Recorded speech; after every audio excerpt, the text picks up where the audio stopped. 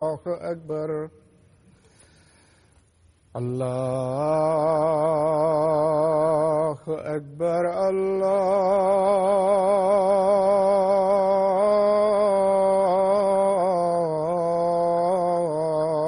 الله أكبر. أشهد أن لا إله إلا الله. أشهد أن لا إله إلا الله. أشهد أن محمدًا رسول الله.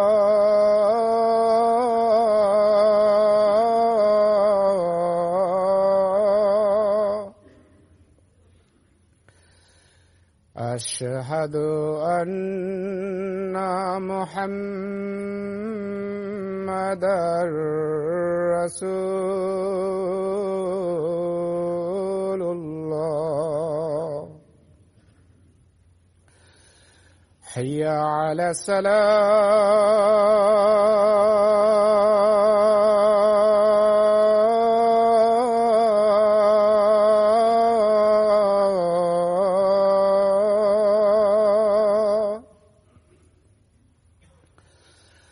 حي على الصلاة.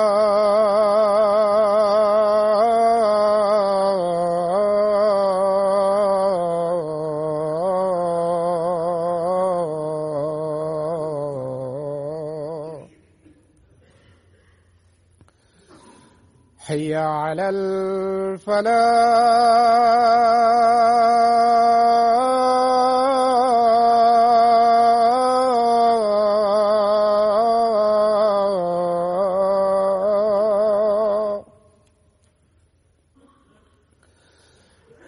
حي على الفلاح.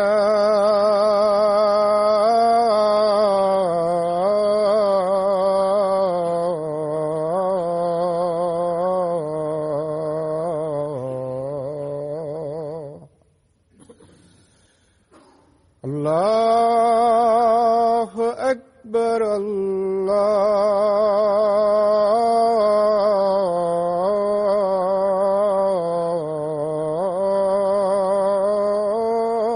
الله أكبر. لا إله إلا الله.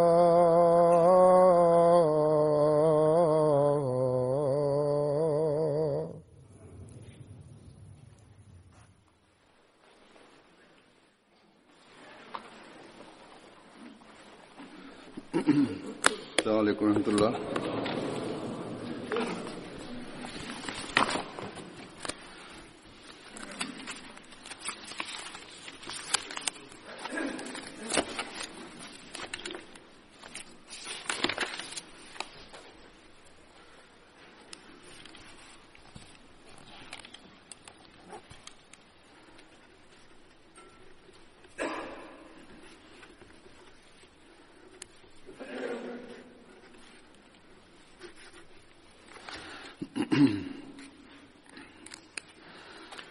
أشهد أن لا إله إلا الله وحده لا شريك له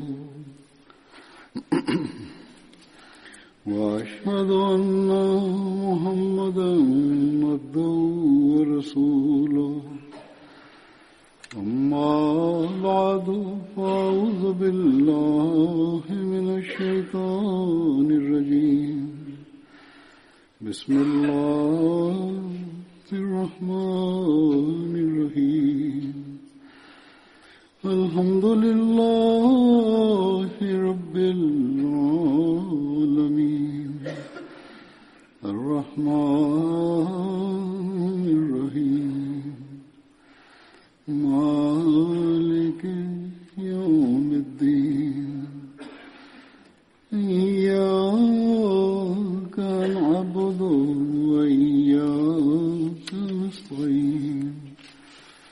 اهدنا الصراط المستقيم صراط الذين أنعمت عليهم غير المغضوب عليهم ولا الضالين.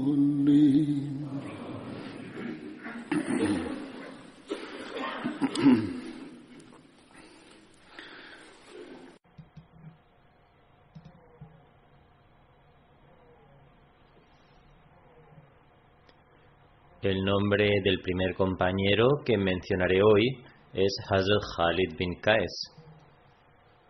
Hazrat Khalid perteneció a la rama Banu Bayada de la tribu Khazrai. El nombre de su padre era Qais bin Malik y el de su madre era Salma bint Haritha.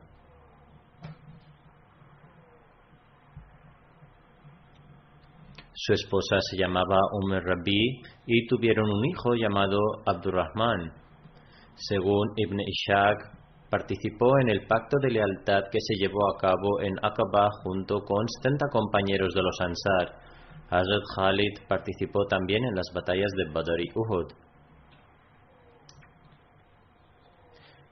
El segundo compañero es Hazrat Haris bin Khazama Ansari. Su título era Abu Bishr.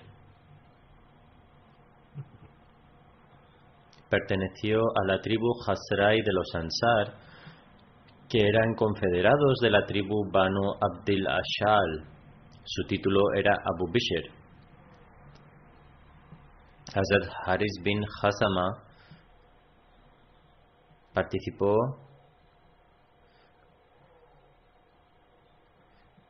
en todas las batallas junto con el santo profeta, incluidas las batallas de Badr, Uhud y Khandaq. El santo profeta estableció un vínculo de hermandad entre Hazrat Haris bin Khazama y Hazrat Iyaz bin Bukair.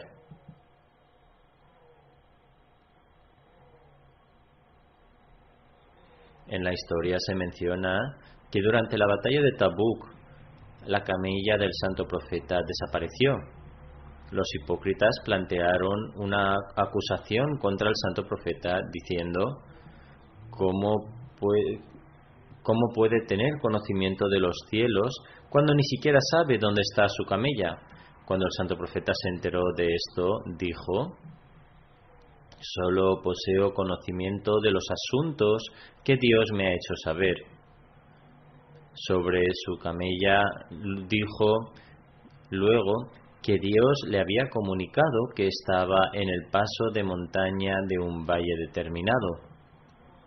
Este incidente ya se había mencionado anteriormente durante la reseña de otro compañero.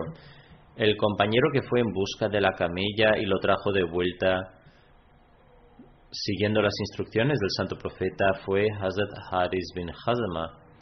Falleció en Medina en el 40 después de la Hijra durante el califato de Hazrat Ali a la edad de 67 años.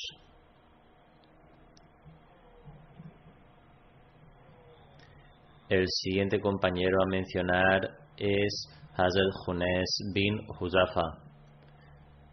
Su título era Abu Uzafa. El nombre de su madre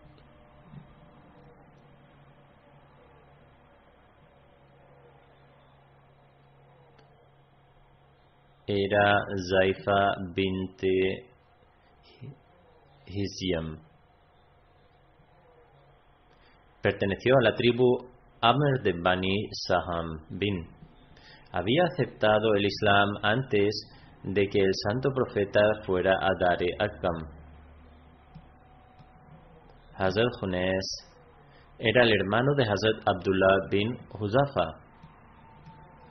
Hazrat Hunes fue uno de los musulmanes que participó en la segunda migración a Abisinia.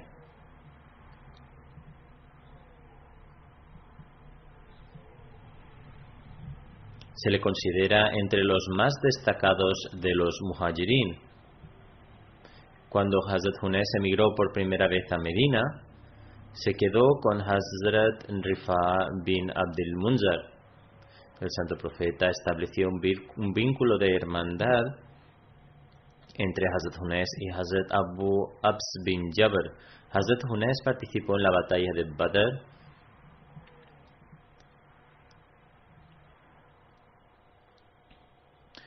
Ummul Mu'minin, Hazrat Hafsa, estuvo casada con Hazrat Hunes antes de casarse con el santo profeta.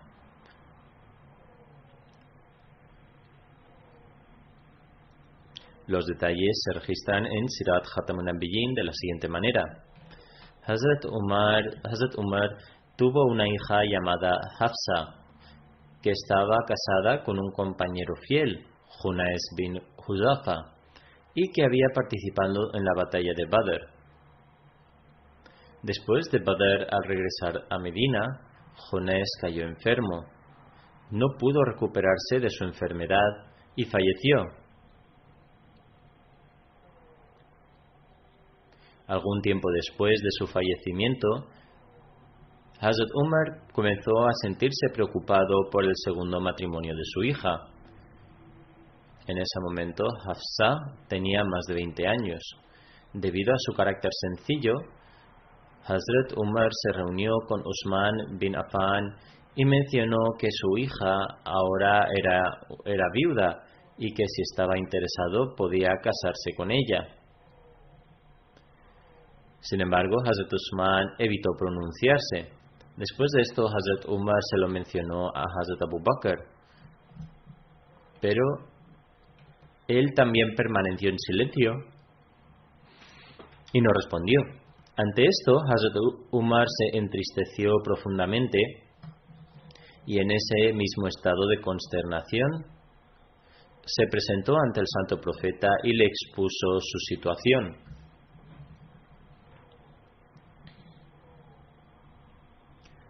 El santo profeta respondió: «Oh Umar, no te preocupes en absoluto. Si Allah así lo desea, Hafsa encontrará un esposo mejor que Usman y Abu Bakr, y Usman recibirá una esposa mejor que Hafsa».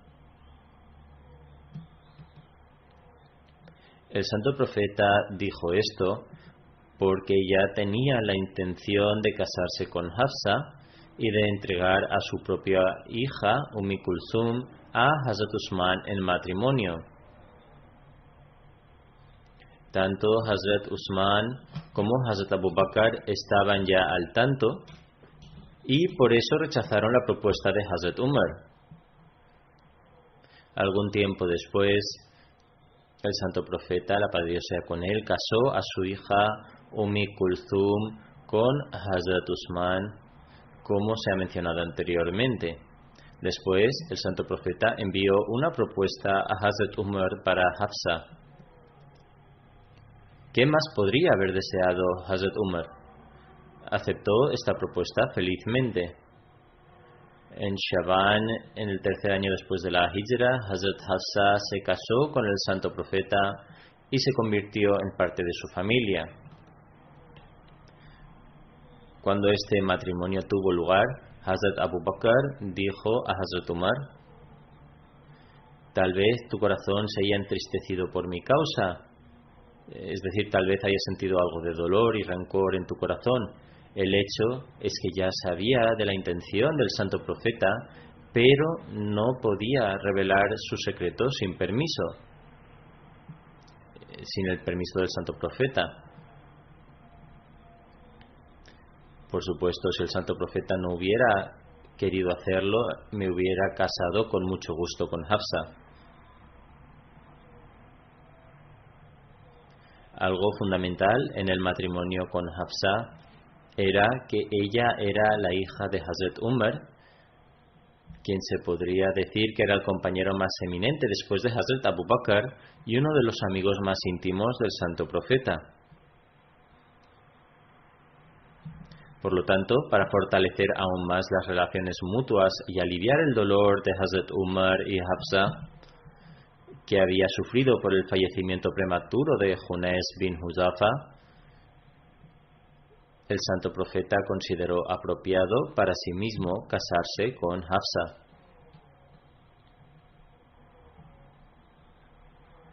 Según otra narración, Hazrat Hunais bin Huzafa fue herido durante la batalla de Uhud y falleció posteriormente en Medina como resultado de estas heridas. El santo profeta dirigió su oración fúnebre y lo enterró en Janatul Baqi, junto con Hazrat Usman bin Mazun.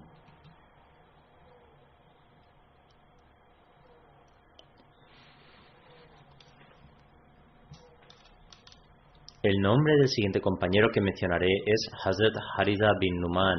Su título era Abu Abdullah. Hazrat Haritha bin Numan fue un ansari y perteneció a la tribu de Banu Nayyar, al clan de Banu Nayyar de la tribu Hazrai. Participó junto al santo profeta en todas las batallas, incluidas las de Badr, Uhud y Khandaq. Es considerado uno de los compañeros más importantes. El nombre de la madre de Hazrat Haritha era Yada bint Ubayd. Los hijos de Hazrat Haritha bin Numan son los siguientes: Abdullah, Abdurrahman, Sauda, Umra y Ume Hisham. La madre se llama Ume Khalid, la madre de estos hijos. Sus otros hijos son Kulthum, cuya madre perteneció a Banu Abdullah bin Ghatfan, y Amatullah, cuya madre perteneció a la tribu Banu Yundan.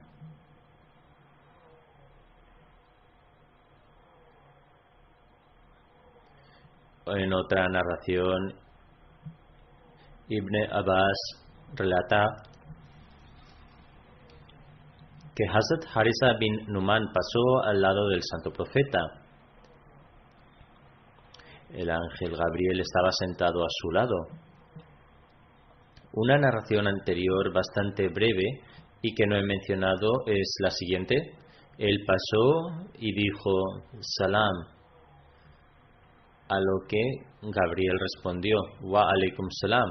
Sin embargo, otra narración más detallada es la siguiente. Hazrat Ibn Abbas relata que Hazrat Haritha bin Numan pasó junto al santo profeta.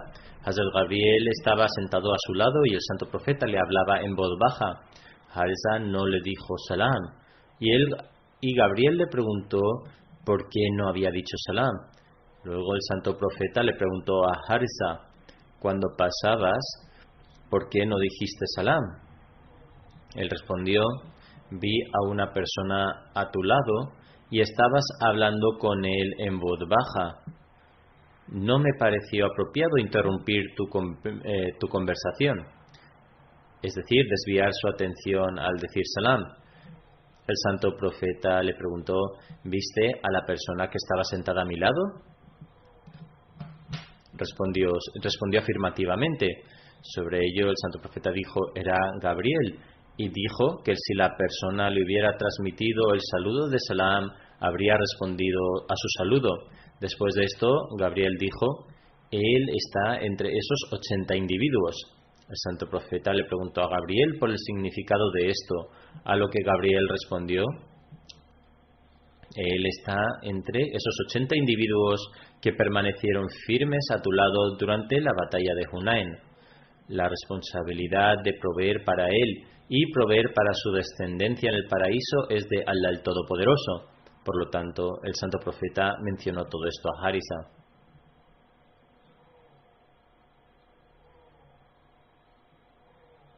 Hazrat Aisha relata que el santo profeta, la paz de Dios sea con él, tenía un gran respeto y honor por él.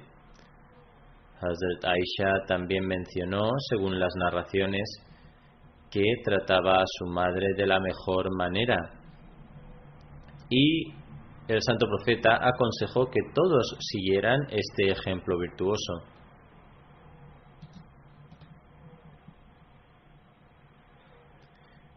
La vista de Hazrat Haritha bin Numan empeoró gradualmente y hacia sus últimos años perdió la vista. Había atado una cuerda desde el área de la oración a la puerta de su habitación. Solía tener una cesta llena de dátiles con él.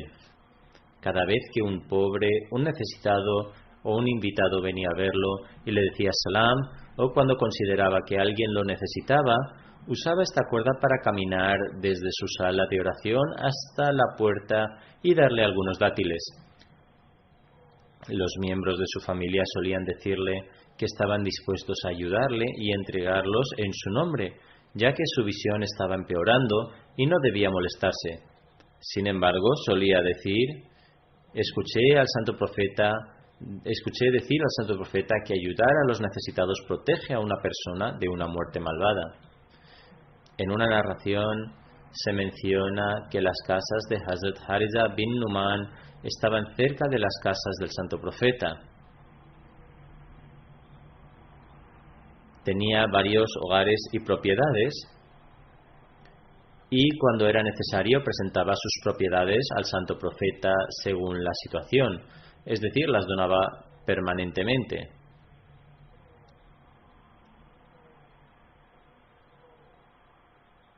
Con motivo de bodas o por otras necesidades, siempre que hubiera necesidad de alojamiento, él las entregaría de forma permanente. Cuando Hazrat Ali se casó con Hazrat Fátima, el santo profeta le ordenó a Hazrat Ali buscar una casa separada para él. Hazrat Ali encontró una casa después de su matrimonio con Hazrat Fátima y se establecieron allí. Después de esto, el santo profeta le dijo a Hazrat Fátima: deseo acercarme a ti, es decir, encontrar una casa cerca de él. Hazrat Fátima sugirió al santo profeta pedirle a Harisa bin Numan que se mudara a otro lugar y que pudiera mudarse a su casa. El santo profeta respondió: Harisa se ha mudado por mí en varias ocasiones. Él tiene algunas propiedades cercanas y ha abandonado las propiedades cercanas a mí unas cuantas veces. Me siento avergonzado de pedirle que se mude nuevamente. Cuando Hazrat Harisa escuchó esto, se mudó de su casa a una nueva propiedad. Luego fue a ver al santo profeta y declaró: oh mensajero de Allah, escuché que te gustaría que Hazrat Fátima estuviera cerca de ti. Estas casas mías son las más cercanas a tu casa de entre todas las casas de Banu Nayyar. Mi riqueza y yo estamos a disposición de Allah y su mensajero. Oh mensajero de Allah, por favor toma cualquier riqueza mía que desees. Cualquier cosa que te lleves será más valiosa para mí que cualquier riqueza que me dejes. El santo profeta declaró: ciertamente has dicho la verdad. Que Dios derrame sus bendiciones sobre ti. Por lo tanto, el santo profeta le pidió a Hazrat Fátima que se mudara a la casa de Hazrat Harisa. Hazrat Mirza Bashir Ahmad Sahib ha escrito algunos detalles adicionales sobre este incidente en la vida y el carácter del sello de los profetas. Escribe: hasta ahora Hazrat Ali tal vez vivía con el santo profeta en un apartamento construido junto a la mezquita. Sin embargo, ahora requería una morada separada donde el esposo y la esposa pudieran residir después del matrimonio. Por lo tanto, el santo profeta instruyó a Hazrat Ali encontrar un lugar donde ambos pudieran residir. Hazrat Ali encontró un hogar temporalmente y se llevó a cabo la Rustana de Hazrat Fátima. El mismo día después de la Rustana, el santo profeta visitó su nuevo hogar y pidió que le trajeran algo de agua, oró por él y luego lo roció tanto sobre Hazrat Fátima como sobre Hazrat Ali mientras repetía las siguientes palabras.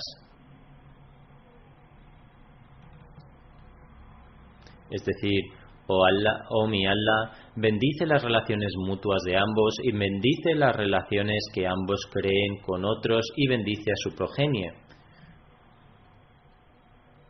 Es decir, que él oró por su relación mutua, sus relaciones con los miembros de su familia y con la sociedad en general. Oró para que su progenie fuera bendecida. Después de esto, el santo profeta dejó a la pareja recién casada sola y regresó. Más tarde, un día, cuando el santo profeta visitó a Hazrat Fátima, ella le dijo al santo profeta que Harisa bin Numan Ansari poseía algunas casas y le preguntó si el santo profeta le pediría que desalojara una de ellas. El santo profeta dijo: él ya ha dejado muchas casas por nuestro bien, ahora me siento avergonzado de pedirle más. De alguna manera u otra, Harisa se enteró de esto y en ese momento fue corriendo al santo profeta y dijo: Oh mensajero de Allah, todo lo que poseo te pertenece, mi maestro. Por Dios, todo lo que me aceptes me causará mayor alegría que lo que me queda. Entonces este fiel compañero insistió y abandonó uno de sus hogares y lo donó al santo profeta. Después de esto, Hazrat Ali y Hazrat Fatima se mudaron a esta casa.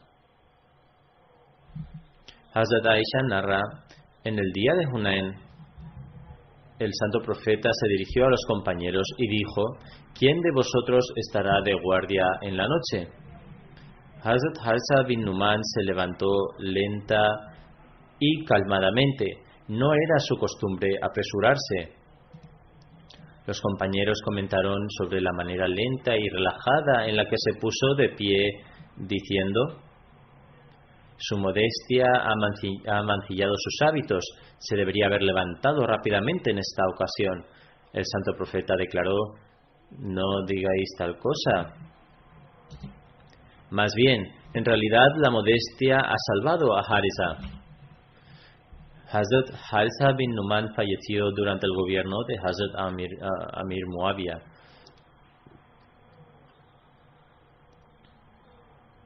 El siguiente compañero es Hazrat Bashir bin Saad.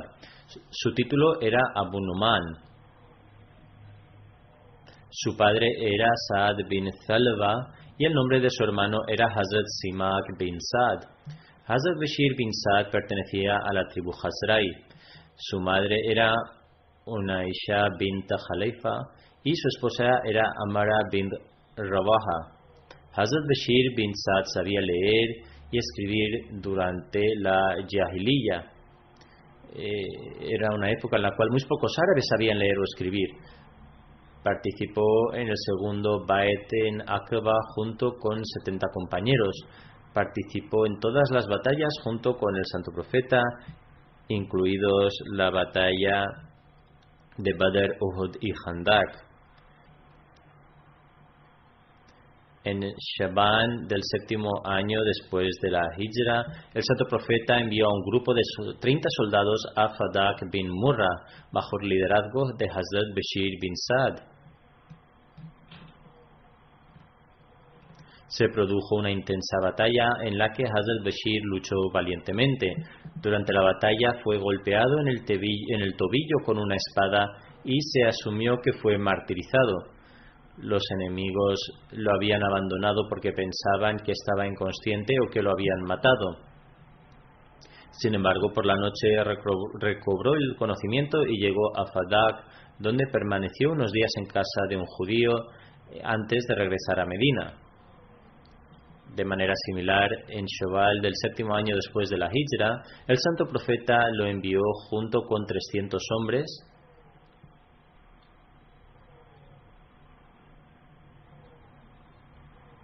a Yuman y Yubar, que se encuentran entre Fadak y el valle de Qura. Este era el lugar donde algunas personas de Ghatfan se habían reunido con Uayna bin Hims al-Faradi y estaban ideando planes contra el Islam. Hazrat Bashir se enfrentó a ellos y como resultado se dispersaron. Algunos de ellos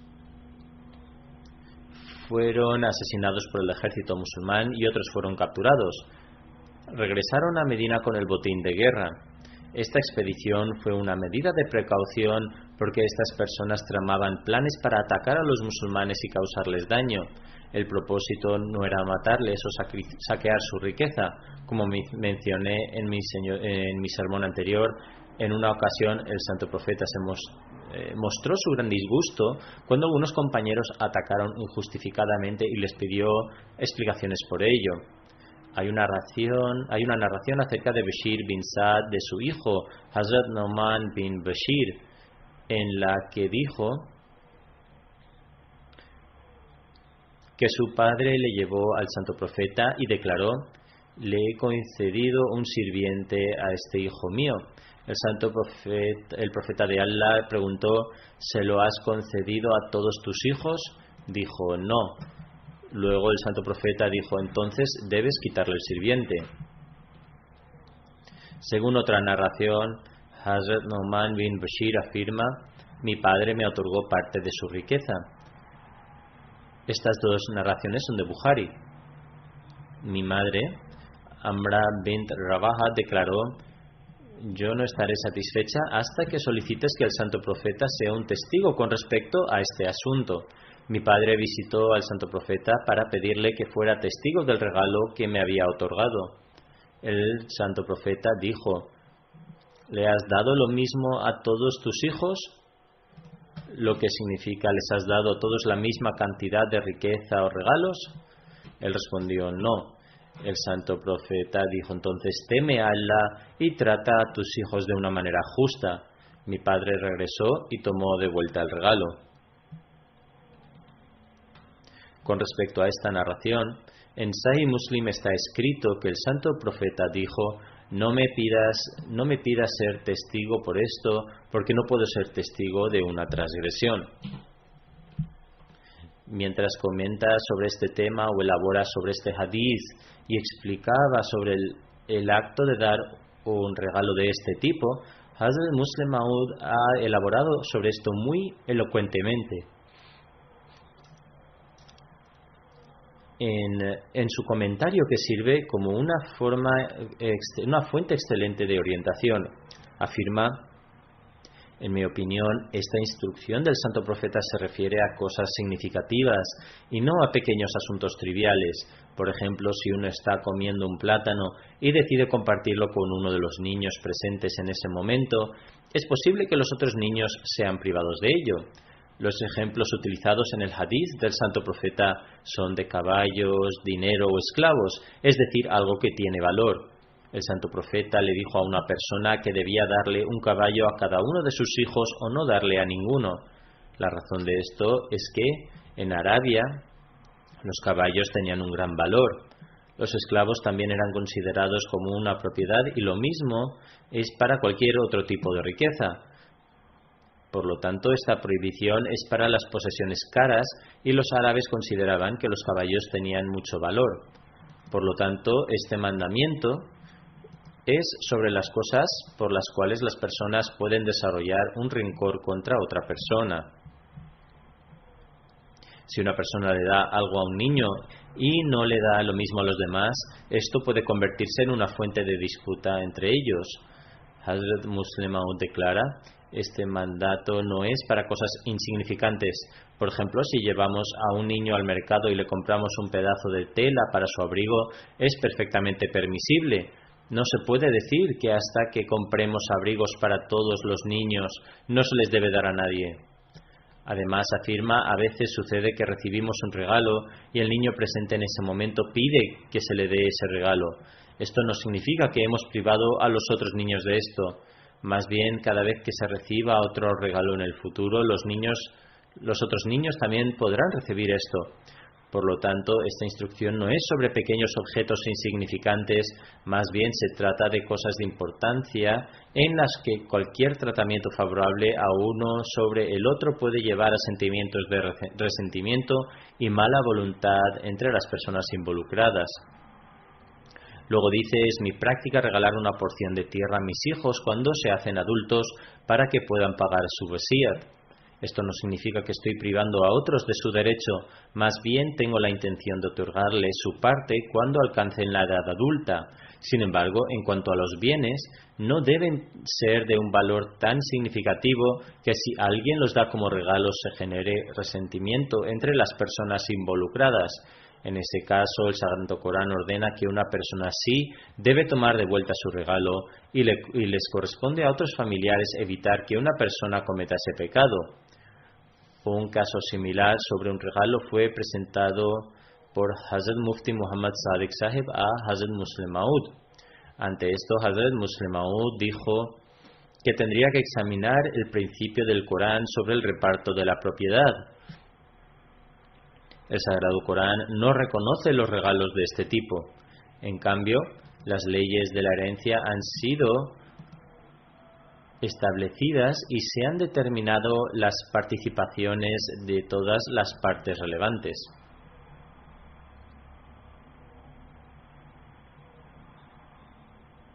A veces las personas distribuyen sus propiedades y no prestan atención a estos detalles, lo que lleva a casos judiciales y discordia. Y luego dijo que las acciones determinadas en el Sagrado Corán no pueden ser cambiadas. Debemos tratar de encontrar la sabiduría de las acciones asignadas. ¿Por qué todos los niños deben recibir la misma cantidad de herencia?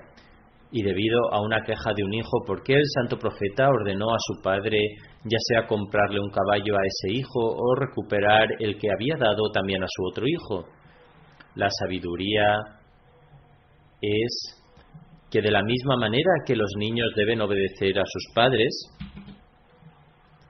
los padres también están obligados a tratar a sus hijos y amarlos por igual. Pero si los padres comienzan a mostrar favoritismo y preferir a un hijo sobre el otro, tal vez los niños, aunque no sean culpables de no cumplir con su deber y continúen otorgando a los padres sus derechos, no lo hagan felizmente. Lo harán como una tarea o como algo que tienen que hacer para obedecer el mandato de Allah, pero no estarán contentos con ello. Él dice además, la actitud de tales padres es perjudicial y destruye la relación amorosa entre los padres e hijos. Es por esto que ha sido prohibida. Sin embargo, la voluntad o el regalo que no se les da a los niños, pero en cambio se da por la causa de Allah, está permitido. Porque también podéis regalar o dejar la herencia a otros que no sean vuestros herederos directos, porque la persona que da el regalo también se está negando a sí misma esa riqueza. No solo los niños sufren, él también sufre la pérdida. Como se gasta en la causa de Allah, los niños tampoco están afligidos ni enojados, pero si el regalo se hace a un niño se considerará ilegal. Otra cosa que hay que entender es el concepto de necesidad en un momento determinado. El ejemplo puede ser que si un hombre tiene 4 hijos y paga por la educación de su hijo mayor hasta que complete su maestría, entonces, mientras que el resto de los hijos estudian en grados inferiores, si en ese momento el padre pierde su trabajo o sus ingresos disminuyen y la educación de sus hijos menores se detiene, entonces en relación a esto no se puede decir que mostró favoritismo hacia el hijo mayor. Es una completa coincidencia. Su intención era asegurarse de que su hijo mayor completara su maestría y luego apoyar a sus hijos más pequeños para que completen sus maestrías también, o para cualquier nivel que fueran capaces de alcanzar, lo que significa que distribuyó su apoyo de acuerdo con la necesidad del momento con buena fe, esperando el momento en el que él apoyaría a los niños más pequeños también. Pero luego sus circunstancias cambiaron y no pudo hacer lo que había planeado. Pero si un padre le da 2.000 rupias a su hijo mayor que tiene su propia familia para comenzar un negocio, pero no hace lo mismo para los demás cuando se casan, sería incorrecto y discriminatorio.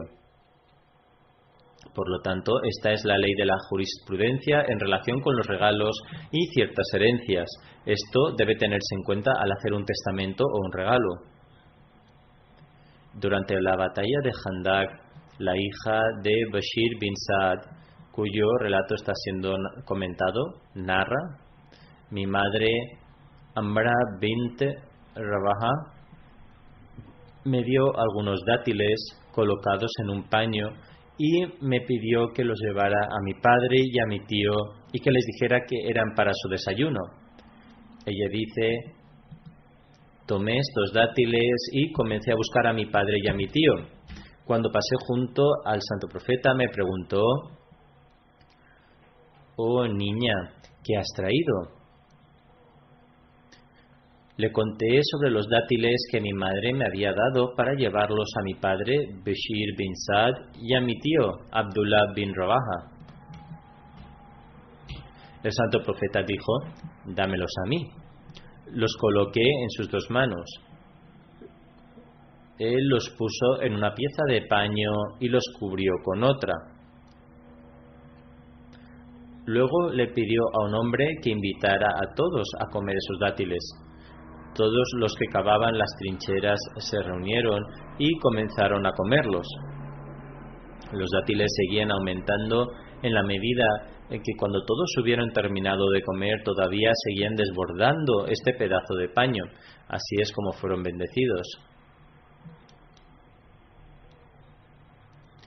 Hazrat Bashir participó junto a Hazrat Khalid bin Walid en la batalla de Ainul Tamar durante el califato de Hazrat Abu Bakr en el año 12 después de la Hijra, donde fue martirizado. Ainul Tamar es un lugar cerca de Kufa que los musulmanes conquistaron durante la época de Hazrat Abu Bakr. Cuando el santo profeta partió para Umrah Qaza durante Zulqa'da en el 7º año después de la Hijra, envió las armas por adelantado y colocó a Hazrat Bashir bin Saad de encargado. Los detalles de Umrah Qaza son que cuando se celebró el tratado de Hudaybiyah, los planes para la Umrah fueron abandonados ese año y la condición era que el santo profeta no realizaría la Umrah ese año. Por el contrario, regresaría el año siguiente a Meca y permanecería allí durante 3 días. De acuerdo con esta condición del pacto, en el 7º año después de la Hijra, él anunció que se iba a Umrah y que todos los que estaban presentes durante el viaje del año anterior debían acompañarle. De este modo todos participaron en esto, excepto aquellos que murieron o fueron martirizados en la batalla de Khaybar. Así fue enviado en la avanzadilla con todas las armas. ¿Por qué se enviaron armas? Esto fue así porque el santo profeta no confiaba en que los Quraysh permanecieran leales al trato. Por lo tanto, hizo todos los preparativos para la batalla y llevó las armas que pudo con él. Nombró a uno de sus compañeros, Abu Reham Ghafari, como Amir de Medina.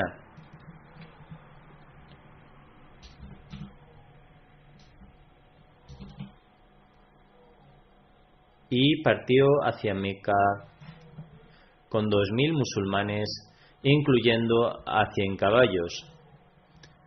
Y se llevaron 60 camellos para el sacrificio. Cuando la gente de Meca escuchó que el santo profeta venía preparado para la guerra con todas sus armas, se asustaron y enviaron a algunos hombres a Marrutul Zahran para investigar el asunto.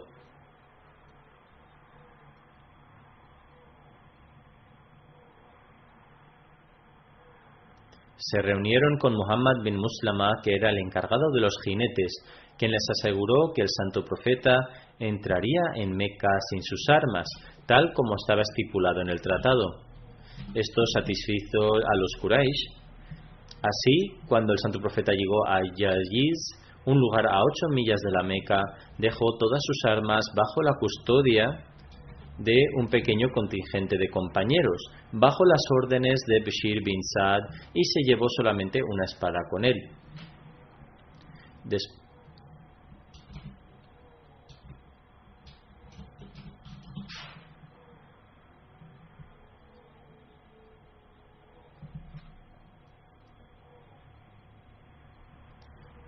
Después entró en la Meca con sus compañeros recitando el Talbia, Labbaik, aquí estamos presentes. Se dice que cuando el santo profeta entró en las instalaciones de Haram, algunos de los incrédulos entre los Quraysh, por celos, no pudieron soportar ver a los musulmanes entrar en la Kaaba y se dirigieron a las montañas. No obstante, algunos de los incrédulos se reunieron en Dar al-Nadwa, la casa donde formaron su comité e idearon sus planes. Allí se quedaron mirándose atónitos mientras observaban a los musulmanes realizando el circuito de la Kaaba, que estaba embriagada de amor por la unidad de Dios y su mensaje. Comenzaron a decirse unos a otros: ¿cómo pueden estos musulmanes realizar el circuito cuando han sufrido hambrunas y la fiebre de Medina? En verdad son gente muy débil. El santo profeta llegó al Masjid de Haram y se cubrió con una tela de forma que su hombro y su brazo derecho quedaron visibles.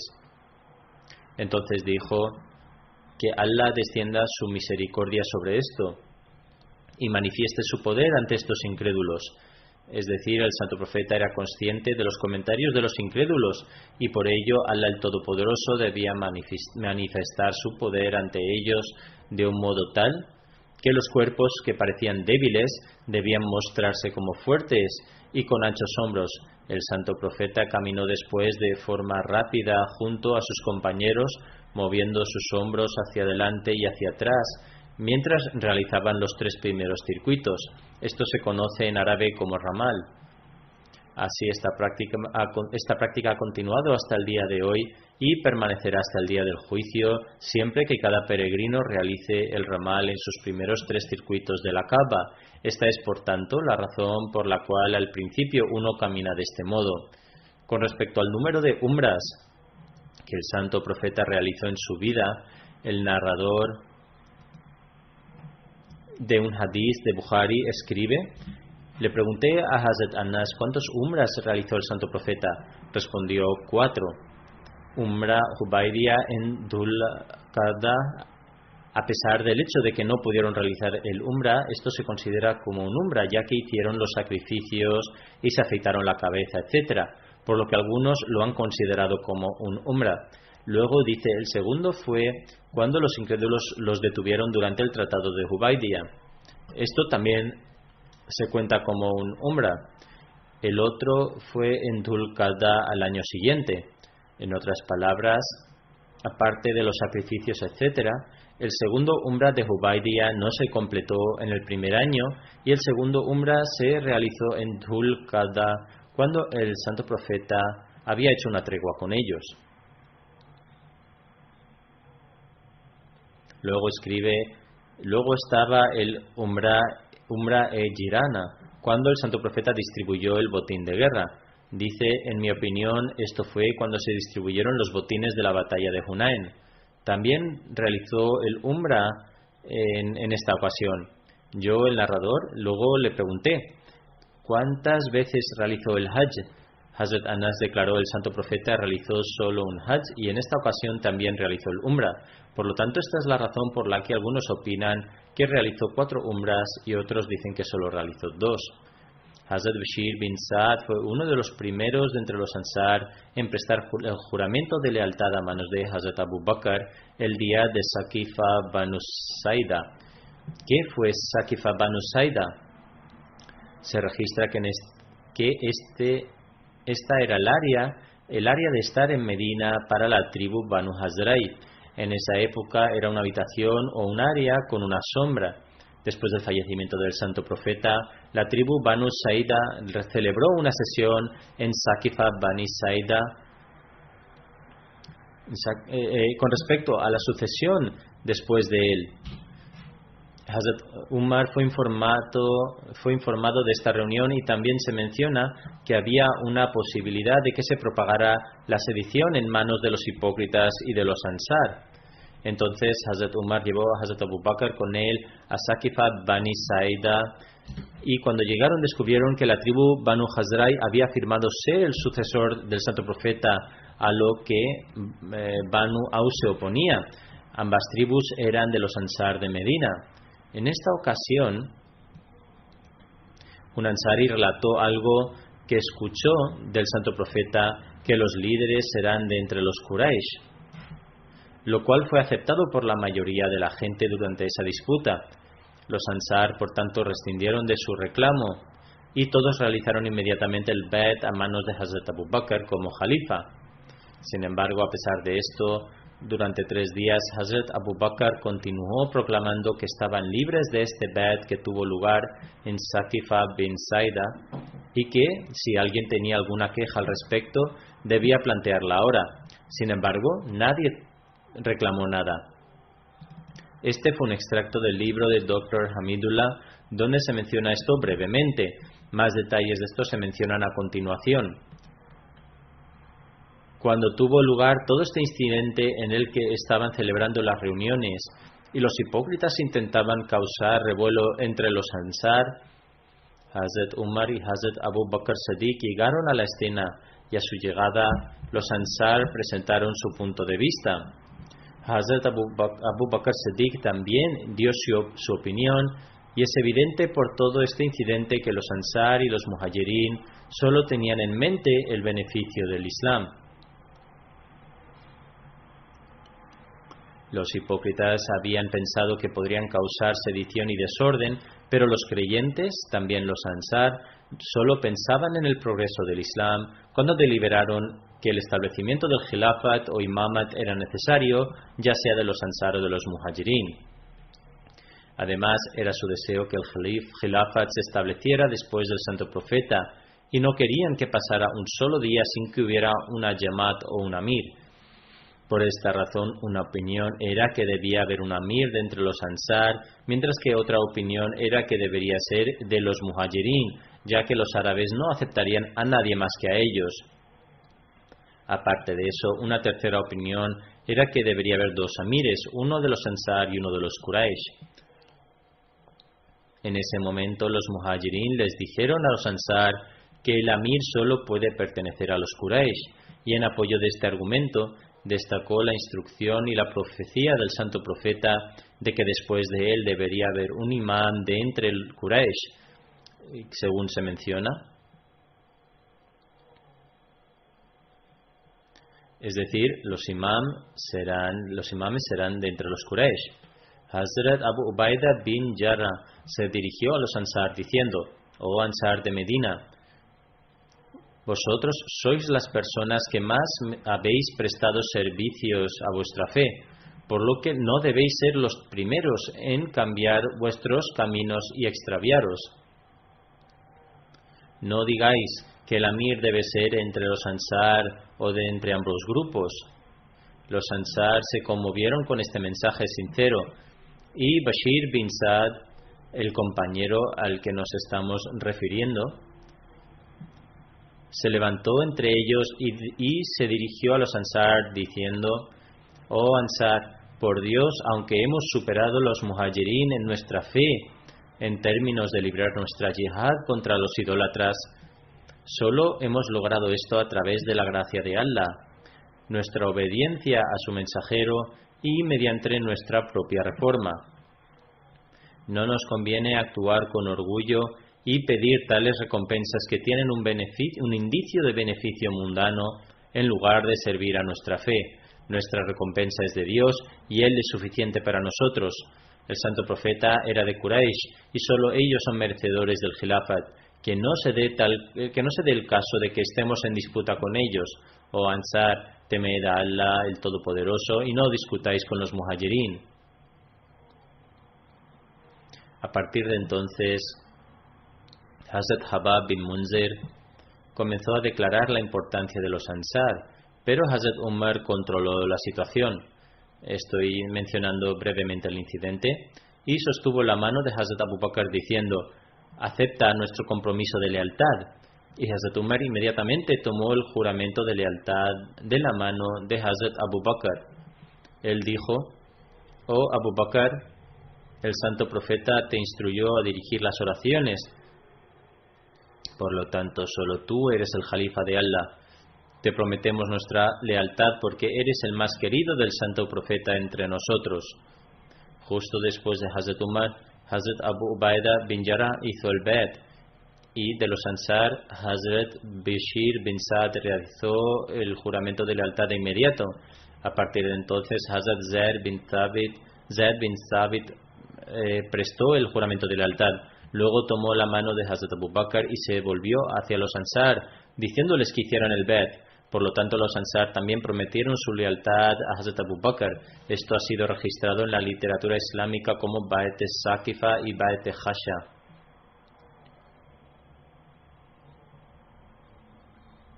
Hazrat Abu Masud Ansari relata que una vez estábamos en compañía de Hazrat Saad bin Ubadah cuando llegó el Santo Profeta.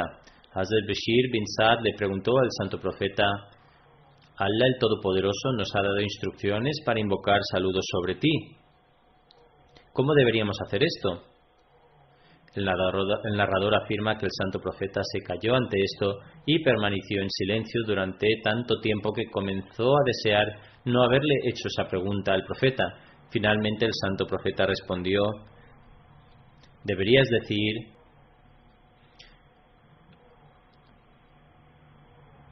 es decir, oh Allah, bendice a Muhammad y a su descendencia como tú bendijiste a Abraham, y concede prosperidad a Muhammad y a su gente como hiciste prosperar a la gente de Abraham en todo el mundo. Sin duda tú eres digno de alabanza, el exaltado.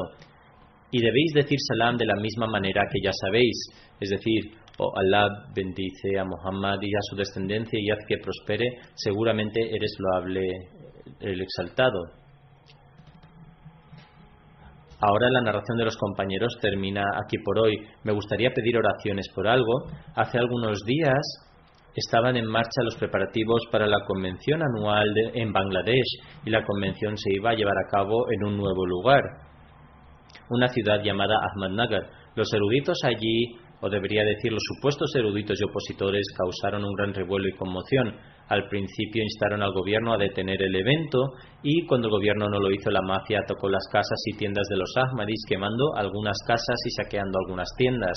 Algunos Ahmadis también resultaron heridos. Oremos para que Allah el Todopoderoso mejore la situación allí y que les conceda una rápida recuperación y completa a los heridos, que también permita recuperar todas las pérdidas materiales y en el futuro, cuando quiera que se decida la fecha de la convención anual, les permita realizarla. Después de las oraciones también dirigiré una oración fúnebre por la respetada Siddiqa Begum Sahiba de Dunyapur, Pakistán. Ella fue la madre de Laik Ahmad Mushtaq Sahib, misionero jefe en Sudamérica, y la esposa de Sheikh Muzaffar Ahmad Sahib. Falleció el 1 de febrero a la edad de 74 años.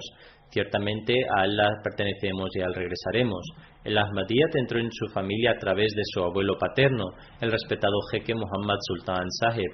Fue bendecido con la capacidad de jurar lealtad en 1897 a la edad de 24 años. La fallecida se casó el 29 de agosto de 1964 y pasó toda su vida como una esposa ejemplar.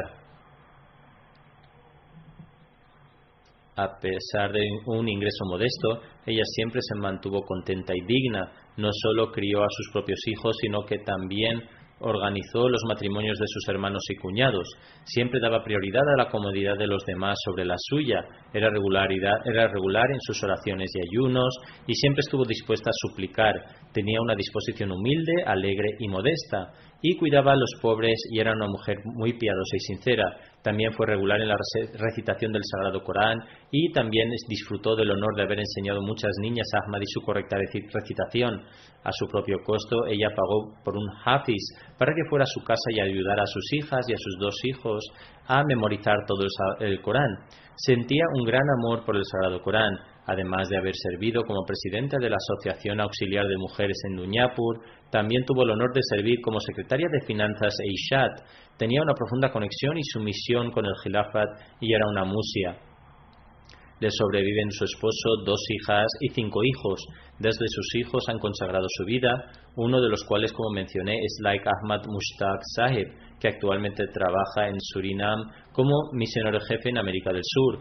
Cuando falleció su madre no pudo ir a Pakistán. Su otro hijo es Muhammad Walid Ahmad, un misionero de la comunidad que está sirviendo en Pakistán. Tiene además un yerno, Muzaffar Ahmad Khalid Sahib, que es un misionero que sirve en Islah Orishad, Markazia, Rabwa, Pakistán. Que Allah el Todopoderoso derrame su perdón sobre ella y tenga misericordia de la fallecida y eleve su estatus, que Él les conceda a sus hijos la capacidad de continuar sus buenas obras y que Él acepte sus oraciones a su favor.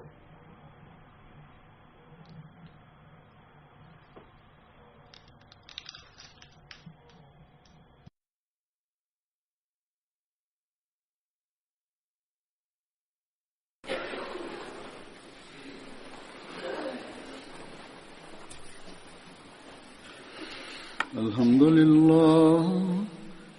لله نحمده ونستعينه ونستغفره ونؤمن به ونتوكل عليه ونعوذ بالله من شرور أنفسنا ومن سيئات أعمالنا من يهده الله فلا مضل له ومن يضلل